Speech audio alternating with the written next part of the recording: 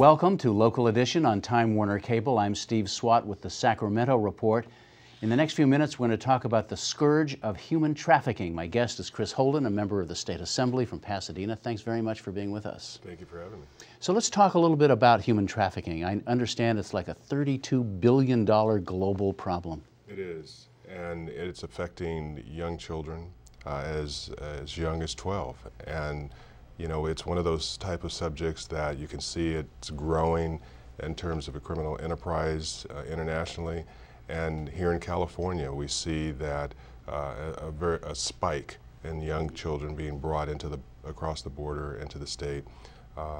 100,000 children a year are impacted, so it's an area that we wanted to put a little attention towards. And these are kids, girls really, in many cases, who are runaways from perhaps abusive families or even kidnapped? They are, and they find themselves in situations where they can be taken advantage of, and many times are.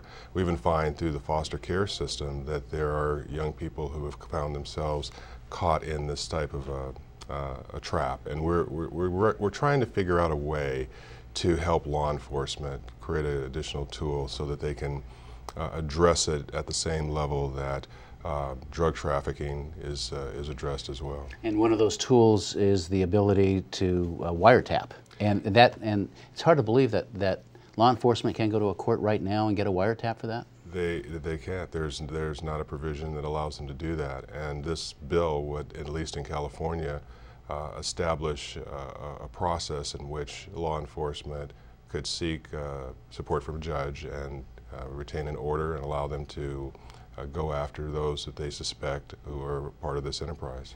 Can you foresee any opposition to this legislation, perhaps on privacy issues? I don't know, but. Well, I think anytime you talk about wiretapping, it's always going to be a subject for some to think that is it an area that can be abused? Are there lines that can become grayed and taken advantage of?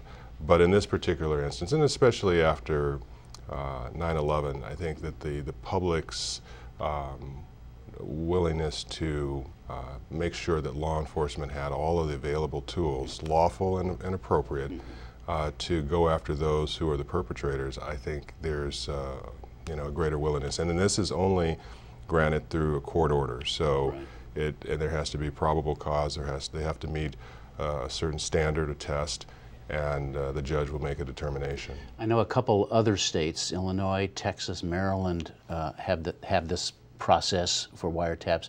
Are you aware of the fact that it has helped the situation in those states? It has, and interestingly enough, there was a demonstration at the Capitol last week for people who had been a part of domestic violence, and we actually, just by chance, met a young lady who will be a witness for us as this bill goes forward, who indicated that she was part of a drug trafficking situation. I'm sorry, sex trafficking situation, and she was rescued out of that because there was ability for law enforcement to wiretap the perpetrators, and it led to her release. So it was interesting that it was a direct correlation to what we were talking about, and so it was just by chance, but it is a anecdotal insight in terms of how this industry has affected so many people.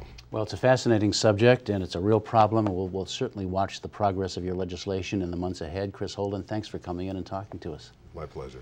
And thanks to our viewers for watching Local Edition on Time Warner Cable. I'm Steve Swatt.